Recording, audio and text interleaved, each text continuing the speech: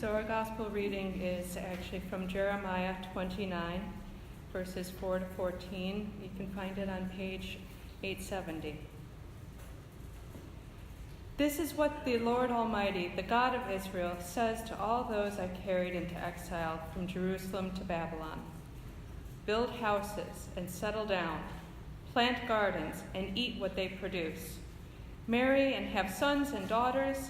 Find wives for your sons and give your daughters in marriage so they too may have sons and daughters. Increase in number there. Do not decrease. Also seek the peace and the prosperity of the city to which I have carried you into exile. Pray to the Lord for it, because if it prospers, you too will prosper. Yes, this is what the Lord Almighty, the God of Israel, says.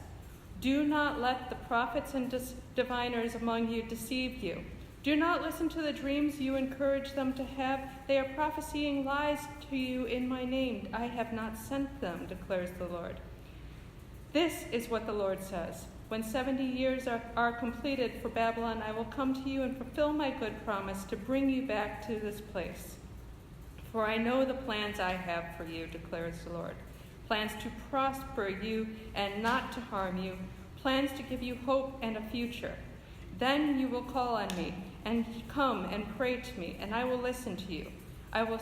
You will seek me and find me when you seek with me with all your heart. I will be found by you, declares the Lord. I will bring you back from captivity. I will gather you from all the nations and places where I have banished you, declares the Lord, and I will bring you back to this place from which I carried you into exile. This is the word of the Lord.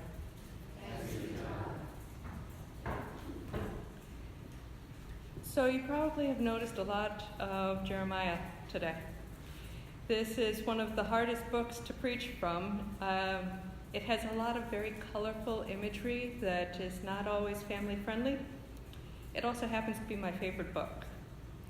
It's a story of war, and the Israelites are not on the winning side. It's about God's presence with us even in the darkest days. It's about being right and nobody wanting to listen. It's about the unpopular opinion sometimes being the right one. I think that's why it resonates with me, but don't worry, I promise things will be kid safe. No need to cover ears or anything like that. We often hear, when God closes a door, he opens a window, which is all well and good if you realize you were supposed to go out that window. But a lot of times we end up just looking out the window and wishing that we were on the other side. And sometimes we're lucky and we trip and fall out the window, but sometimes God needs to give us a good shove. And that's what this story is about. The people walled themselves up in Jerusalem and prayed to God to save them, but they wanted to stay in Jerusalem also, and God had other plans. In Jeremiah 28, we have two prophets. It's a confrontation between the false prophet Hananiah and the real prophet Jeremiah. Hananiah is telling the people, everything's going to be okay. We're going to break the yoke of Babylon. He's saying all the things that everybody wants to hear. Everything will be fine. We're going to, Babylon is going to get it. We're going to take back everything that they have taken from us in the past. He said all the right things, and the people loved him. And then there was Jeremiah. And he was not the popular choice. Telling people that they were going to lose everything and be forced into exile. And that was actually part of God's plan. It didn't go over well. In fact, at one point, Jeremiah's prophecies actually got him thrown down a well. But the well had no water. In much of biblical literature, bodies of water are objects of fear. Storms appear over them. Sea creatures inhabit them. In the book of Jeremiah, we see that the lack of water is what causes the dread. Drought and famine have a death grip on Jerusalem. And now we see a shift to the focus on the life-giving property of water being paired with the divine nature of God. In war, resources are key. Jerusalem was a fortress built to withstand almost anything an attacker could throw at them. The downside to a fortress is that once it's all walled up, the doors stay closed. And the most important resource, both nationally and individually, is water. My people have committed 2 sins. They have forsaken me, the spring of living water, and have dug their own cisterns, broken cisterns that cannot hold water. Jeremiah 2:13. Jeremiah's words are both prophetic and literal. In Jeremiah 38:6, Jeremiah is placed in a cistern that cannot hold water. The pit contains mud, and he sinks, but not into water. For the cistern to have that much loose water, it means that water was coming in, but it was leaking out just as fast. The mud could not settle, and it was a leaking vessel. The water was coming in and out. It was unusable. The prophetic implications of Jeremiah's speech seem obvious. The people are broken vessels whose faith is leaking out. But what is the literal relevance that makes these metaphors relevant? Well, Jerusalem is up high. It sits on a dense hill of limestone. It's way up, and as you know, water doesn't tend to go up. It doesn't like that. The only natural source of water for the city is the Gihon Spring. The water runs through underground tunnels and caves, but all of it comes from the Gihon Spring. And the Hebrew name for the spring is derived from the verb to gush forth. And it reflects the nature of this spring to ebb and flow and pump like a heartbeat. And that's why it was so closely associated with God. This life-giving spring was tied to their survival. And this natural feature, this oddity of the spring, is that each time it filled to the brim, it would empty through all the little cracks, and then it would be siphoned to the surface. And this natural feature made it necessary to start making pools and tunnels so that in times when the spring was not gushing forth, they could still have water. But the more man-made cisterns and pools meant more opportunity for the water to slip away through the tiny, minuscule cracks. And on good days, the water could fill all the wells and down the aqueduct to water the fields down below. But in the times of Jeremiah, we see a drought. And Jeremiah says, "My people have committed 2 sins. They have forsaken me, the spring of living water, and have dug their own cisterns, broken cisterns that cannot hold water. They have been creating man-made cisterns rather than going to the source. The nobles send their servants for water, but they go to the cisterns and find no water. They return with their jars unfilled, dismayed and despairing. They cover their heads." Jeremiah 2:13. The man-made cisterns are empty. They cannot hold water. And this emptying of the Gihon Spring would be very prominent during times of drought. It would appear like a leaking vessel, but more problematic is that the Gihon Spring, this life-giving water and metaphor for God, is on the outside of the walls of Jerusalem.